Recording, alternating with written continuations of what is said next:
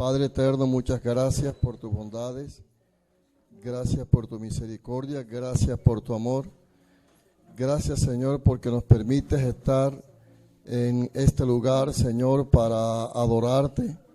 Hemos venido creyendo, Señor, que tú nos has convocado, creyendo, Señor, que en tu gracia y en tu misericordia, Señor, tu paz y tu presencia nos acompaña. Gracias por cada hermano que ha entendido, que ha comprendido, Padre, que el compromiso es contigo, Señor, y que hemos sacado este tiempo para estar aquí en tu casa, Señor, frente a tu palabra. Tu palabra es verdad. Ella nos alienta, nos anima, nos sana, nos liberta, Señor. Tu palabra nos encamina al propósito eterno. Bendigo cada hermano, miembro de esta congregación. Bendecimos los pastores y declaramos victoria en el nombre de Jesucristo. Muchas gracias, Padre eterno, por habernos librado del peligro del mal, por habernos salvado, por habernos sanado, por habernos libertado, Señor. Estamos agradecidos contigo. No hay palabras en lenguaje humano que podamos expresar, Señor, a ti por lo que has hecho por nosotros. Solo con un corazón sincero y humillado, Señor, ante ti nos presentamos para dar tu honor y gloria en el nombre de Jesús. Amén. Bien, yo voy a continuar en esta noche, a continuar con la enseñanza sobre la intercesión. Ya iniciamos el jueves, no vamos a mirar ningún resumen porque nos atrasamos. Ya tengo los CD editados y está ahí la primera parte. Vamos a entrar entonces en detalle en la segunda parte y vamos a definir lo que es la intercesión. O sea, en esta noche vamos a mirar la definición gramatical de lo que es la intercesión y vamos también a mirar, de acuerdo a la palabra de Dios, ciertas características de intercesores. Amén. Ok, presten atención. Existen dos términos en el lenguaje de la oración: intercesión y mediador. Estos términos son diferentes entre sí, porque no es lo mismo ser intercesor y ser mediador. El término intercesor, tal y como lo define el diccionario, significa uno que intercede en favor de otro, especialmente uno que ora o pide a Dios por otro. O sea, esto lo somos todos los que oramos por las necesidades de los demás. O sea, todo aquel que ora por otra persona está intercediendo, y todos podemos y debemos ser intercesores. Pero el término mediador nos habla del sujeto o de la persona que ejecuta la acción, mientras el intercesor pide por una acción. Entonces, el sujeto aquí es el Señor Jesús, el cual ejecuta la acción, mientras que el intercesor pide por una acción. Dicho en otras palabras, el intercesor no ejecuta la acción. ¿Oído eso? Él clama para que suceda la acción, es decir, el intercesor mueve a Dios a ejecutar una acción a favor de uno o de otra persona, o a favor de o en contra de, especialmente en contra de Satanás, porque nunca un intercesor ora en contra de otra persona. Eso se llama brujería evangélica. Cuando alguien está orando, dice a Dios: Señor, el sinvergüenza ese, la sinvergüenza esa, y Señor, envío palabras de juicio. Todo eso son religiones y son antioraciones que en vez de traer bendición son maldiciones. Maldiciones. Bien. Pastor, disculpe ahí, entonces cuando dicen que devuelve el baldón, que yo no sé qué, eso también es malo. Sí, en la ley, por lo menos si leemos algunos salmos, David pide justicia. Y hay algunos salmos que pareciera ser que se está invocando un mal contra otra persona.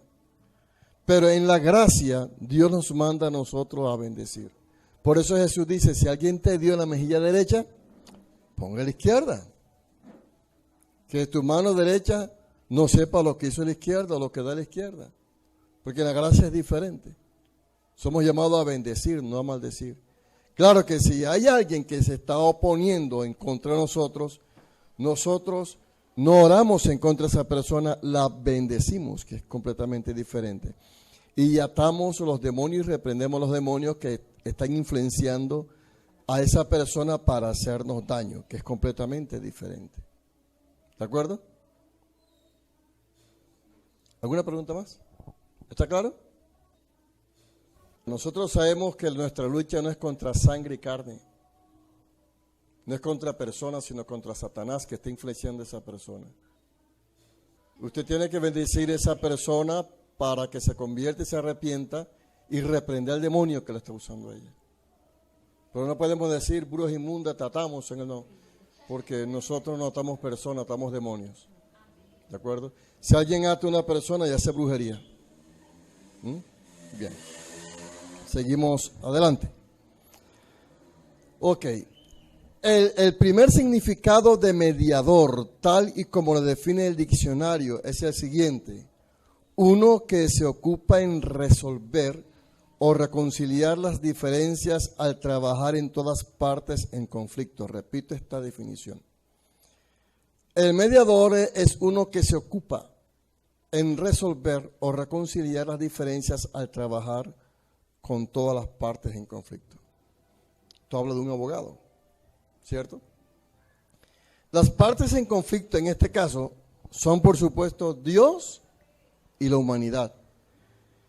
Jesucristo, de hecho, actuó como mediador al sufrir y morir por nuestros pecados.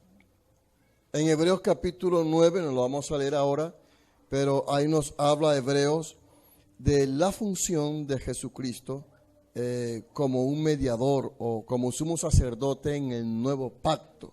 Ok, la función del sumo sacerdote en el Antiguo Testamento era ser un mediador por el pecador. Ahora sí vayamos a Hebreos capítulo 5, miremos esa parte, Hebreos capítulo 5.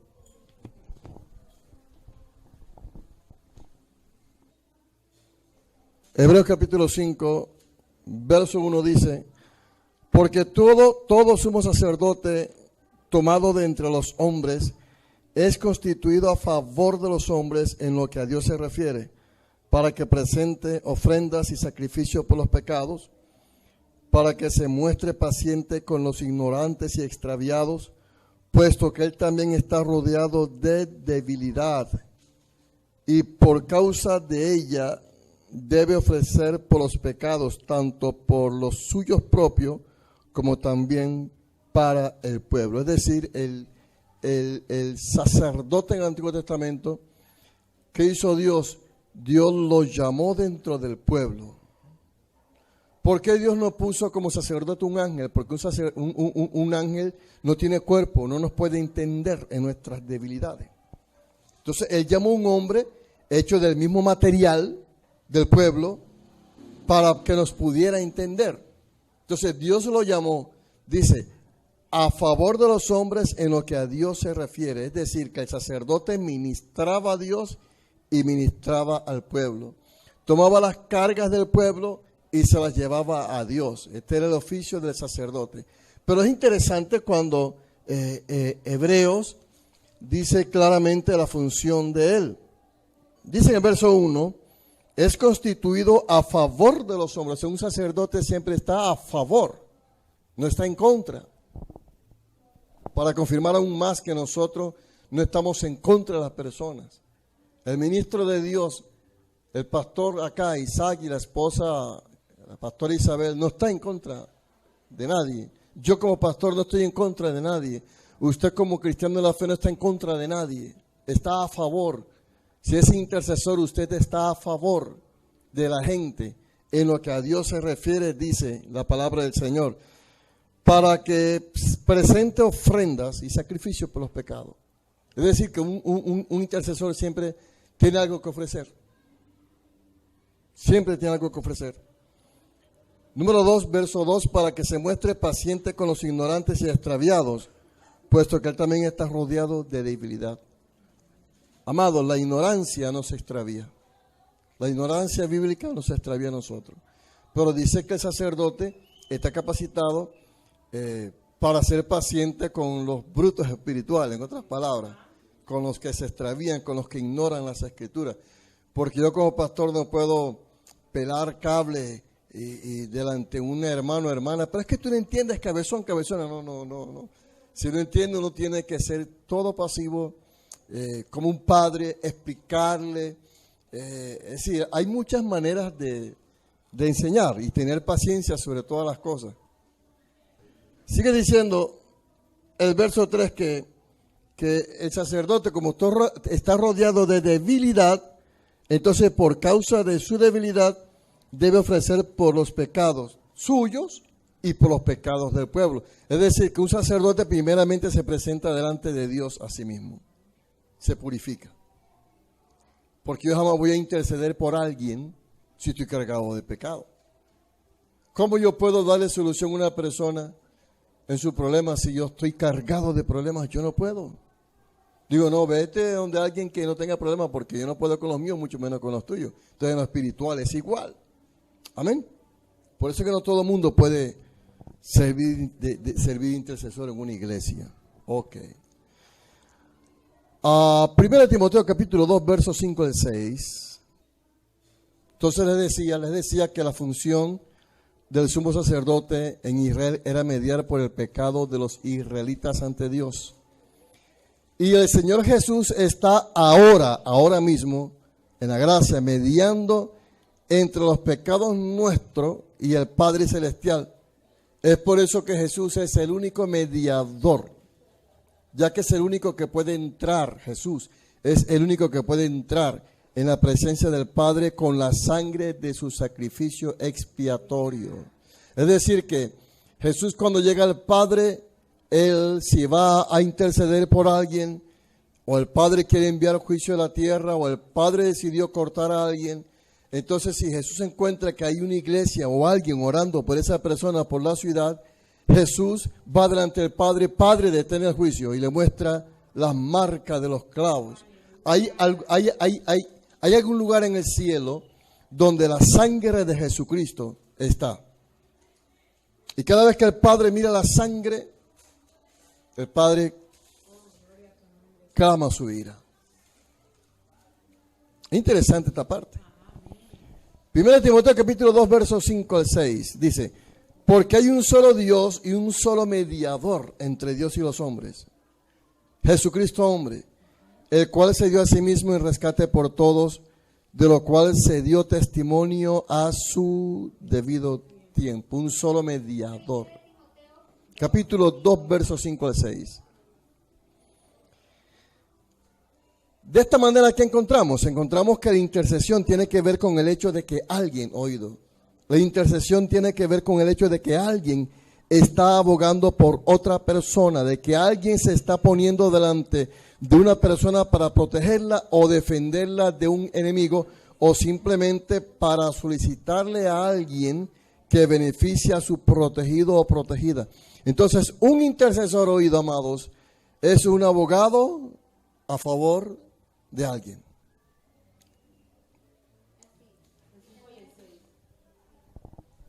Escúchame lo siguiente. El intercesor, mueve al mediador Jesucristo a una acción de salvación, de arrepentimiento, de liberación o de sanidad o de lo que necesita esa persona. Por eso es que hay poder en la intercesión. Yo decía el jueves pasado que hay mayor gloria en un intercesor que en un predicador, porque el predicador te da el mensaje y tú te emocionas con la palabra y aprendes. Pero se va el predicador, los problemas te van a abrumar, las circunstancias que te rodean. Pero un intercesor sostiene, un intercesor cambia la atmósfera, un intercesor desbarata los planes de Satanás, un intercesor mueve a Jesús a hacer cosas tremendas. Entonces hay mayor gloria en la intercesión que en la predicación.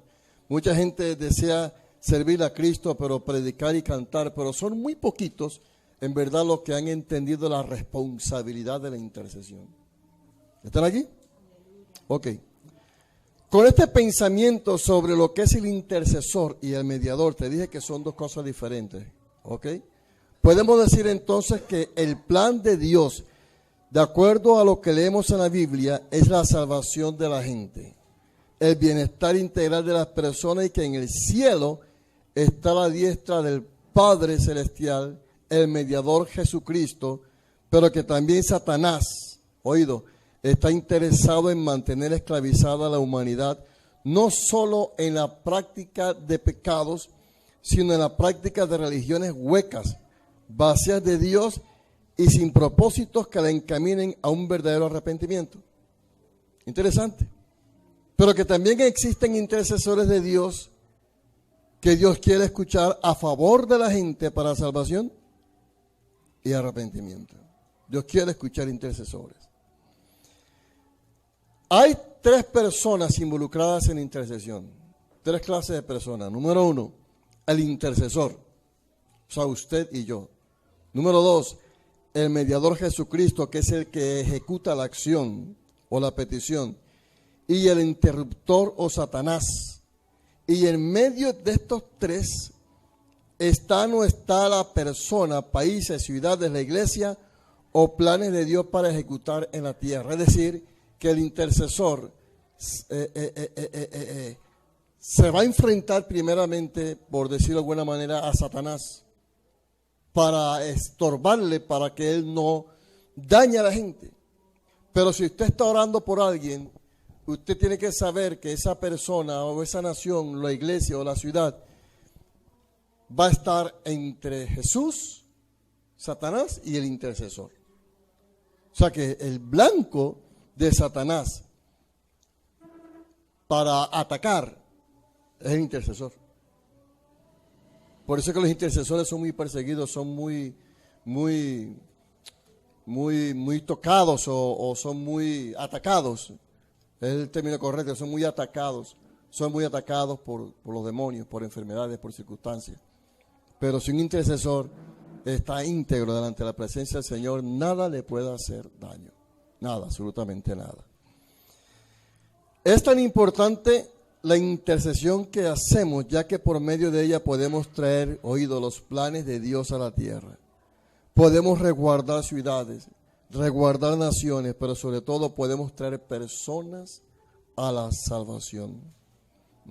El Dios de este siglo, vaya conmigo a 2 Corintios 4,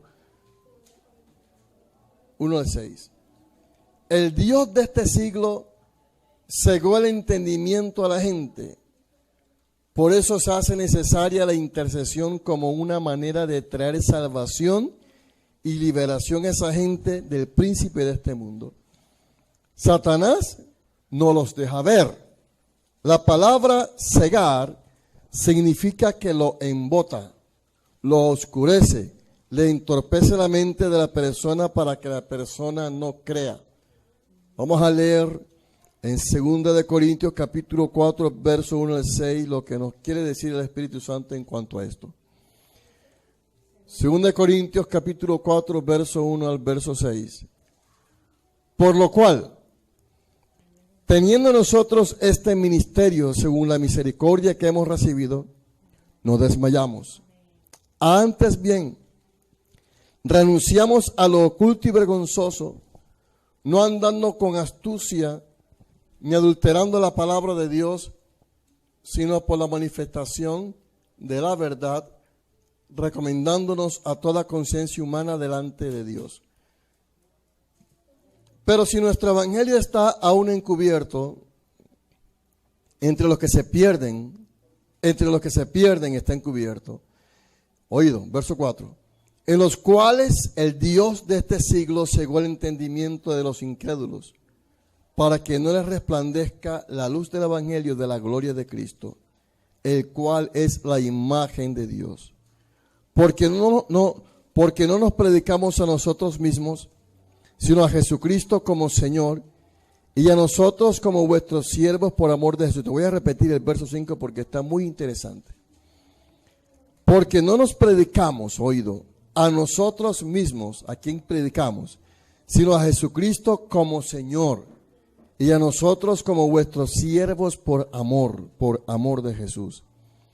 Porque Dios, que mandó que de las tinieblas resplandeciese la luz, es el que resplandeció en nuestros corazones para iluminación del conocimiento de la gloria de Dios en la faz de Jesucristo. Tremendo esto, hermanos. Cuando yo investigué esto en el griego original, yo encontré esto. Hay una raíz gramatical en griego que significa cegar. Y esa es la palabra tupolop, con B pequeña, tupolop. Y tupolop significa, oído a la definición, tupolop significa hacer un humo y da la idea de hacer una pantalla de humo que oscurece hasta el punto de no poder ver. Ese es tupolop. Es decir, la persona que no conoce al Señor Jesús ve oscurecido. Porque Satanás levanta una cortina de humo. Ese es cegar el entendimiento. No puede ver el evangelio, no puede entender, aunque usted le grite, aunque usted le enseñe, aunque usted le exhorte, no puede entender. Aunque usted le ponga mensaje, aunque usted le hable todos los días, la persona tiene su mentalidad cegada y no va a poder entender. Por eso hay que interceder. De repente usted se cansó. No, es que yo estoy cansado de hablarle a Federico, o al hijo mío, a la hija mía, borracho o borracha, a mi marido, a mi mujer. ¿No entienden? No, nunca van a entender porque tienen el entendimiento cegado. Hay una cortina de humo que Satanás le puso para cegar el entendimiento para que no se les revele la luz del evangelio. Ok. Ahora, mira el verso 6 otra vez. Miremos el verso 6 otra vez. Verso 6. Porque Dios que mandó que de las tinieblas resplandeciese la luz, porque Dios que mandó que de las tinieblas resplandeciese la luz, es el que resplandeció en nuestros corazones para iluminación del conocimiento de la gloria de Dios en la faz de Jesucristo. Ahora, este verso 6 que nos habla que Dios mandó de las tinieblas que resplandeciese la luz. Si comparamos 2 Corintios 4:6 con Génesis capítulo 1, verso 1 al 5, tremendo lo que encontré. Dios usó la misma palabra que usó Dios en Génesis, la usó en la gracia. Leamos Génesis, capítulo 1, verso 1 al 5. Génesis capítulo 1, verso 1 al 5 dice: en el principio creó Dios los cielos y la tierra estaba desordenada y vacía, y las tinieblas estaban sobre la faz del abismo, y el Espíritu de Dios se movía sobre la faz de las aguas, y dijo Dios: sea la luz, y fue la luz. ¿Qué dijo Dios? Sea la luz, y fue la luz. Y vio Dios que la luz era ¿qué? Buena. Y separó Dios la luz de las tinieblas. Y llamó Dios a la luz día y a las tinieblas llamó noche. Y fue la tarde y la mañana un día.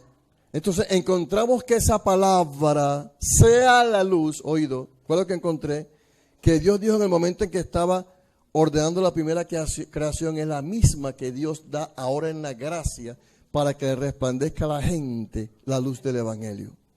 Porque tú sabes que este mundo está en tinieblas, ¿verdad? Entonces mucha gente dice que no entiendo, estoy llorando por este barrio. Y no pasa nada, claro, porque no estamos usando la palabra, estamos usando un intelecto humano. Estamos usando nuestras propias fuerzas. Pero si nosotros nos paramos y usamos la palabra de Dios, cosas poderosas sucederán. Yo decía el jueves pasado, los ángeles son movidos por los intercesores, pero los ángeles no obedecen voces humanas, obedecen la voz divina. Es más, el Espíritu Santo no se mueve por voces humanas, se mueve por la palabra. Y si queremos mover ángeles a favor de Cali, a favor de la iglesia, a favor de mi familia, a favor de mi hogar, a favor de la salud, a favor de quien sea, tenemos que usar la palabra. Porque ellos van a estar pendientes de la palabra. ¿Están aquí conmigo, verdad? Si queremos que el Espíritu Santo de Dios se mueva, pues tenemos que usar la palabra. Porque Él se va a mover es por la palabra. Entonces, observe en Génesis capítulo 1 que entre el verso 1 y el verso 2 hay un espacio de tiempo en la eternidad pasado. Dice el verso 1. En el principio creó Dios los cielos y la tierra. Verso 2. ¿Y la tierra estaba qué? Desordenada y vacía. Se cree que en ese espacio de tiempo entre el verso 1 y el verso 2 fue cuando Satanás descendió del cielo, que Dios lo echó.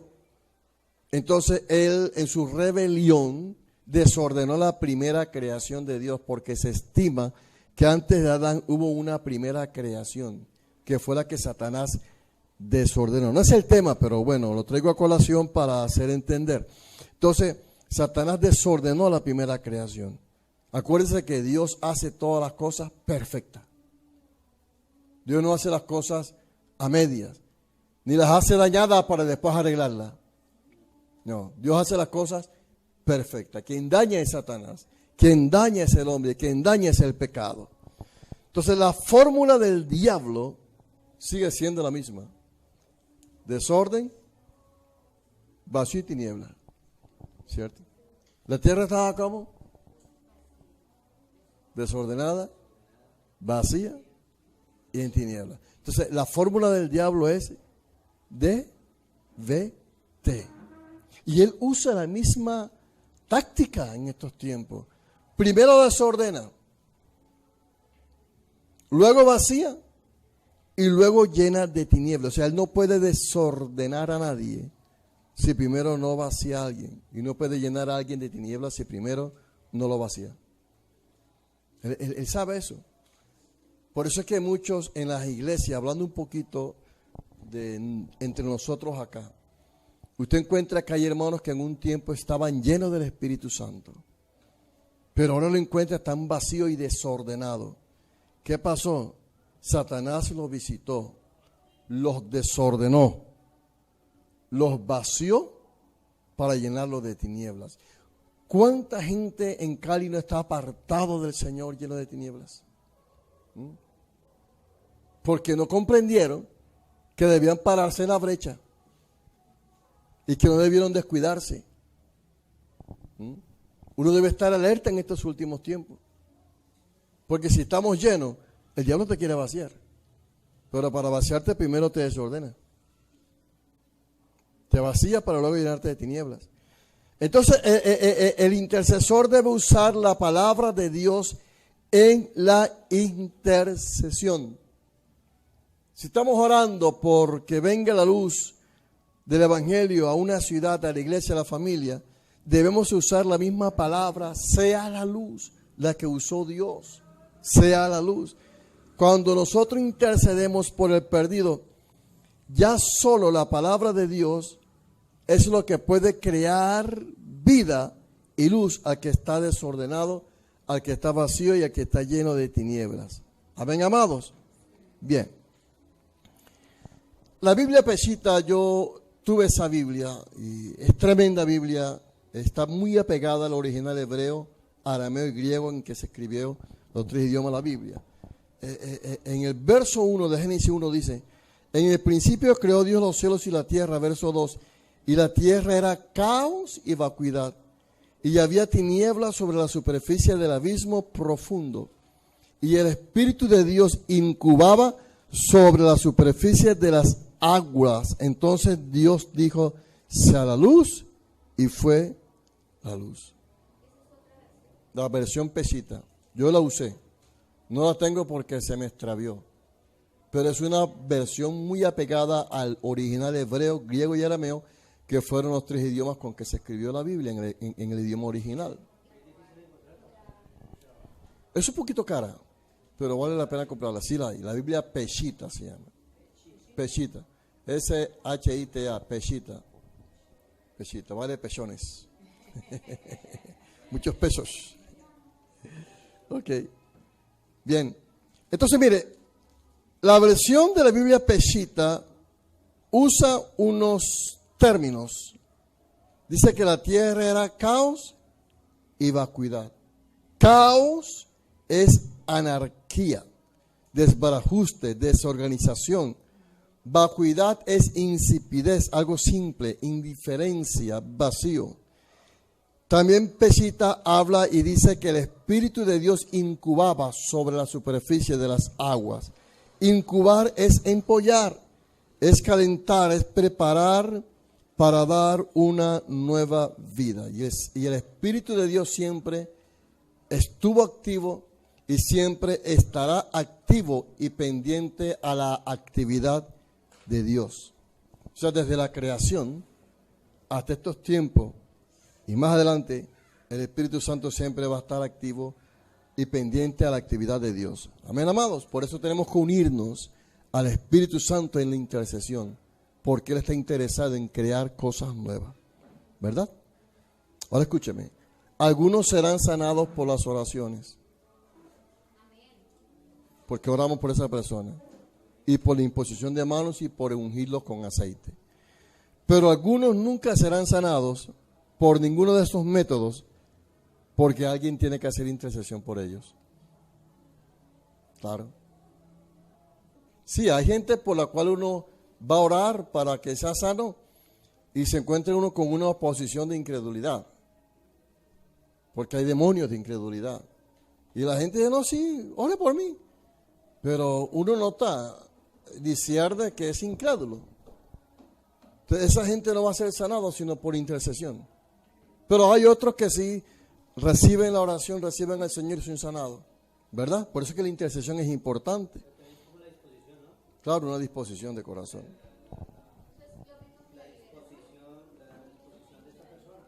Claro, la disposición.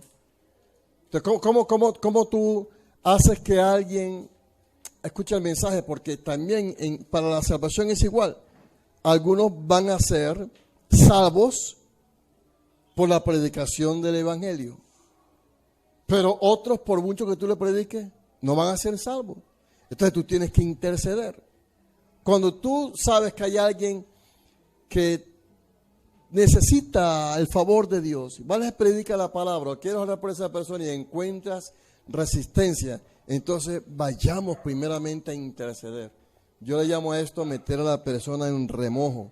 Cuando la ropa está muy percudida, usted la mete ahí 2-3 días, la deja en el sol, le echa Clorox o el líquido que la va a echar, o algunos le echan gasolina o querosene. Ariel con blanqueador, claro que sí. Tremendo. Entonces, yo saco la mugre, hermano. Entonces, la dejamos un tiempo ahí esa persona orando, como la ropa que se queda un tiempo ahí remojo, después se saca, se le da golpe y se sale la mugre. Entonces es igual, uno mete a la persona 2-3 días en oración, ¿no? A veces hasta una semana, para luego ir a hablarle, porque estamos quebrantando el mundo de tinieblas.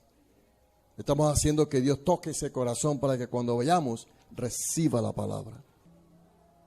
Si queremos ganarnos a alguien para Cristo, que uno sabe que son muy reticentes, entonces es mejor ir al secreto de Dios, poner a esa persona en oración durante 3-4 días, el tiempo necesario, para que cuando vayamos a predicar el Evangelio, ya el Espíritu de Dios ha tratado con esa persona.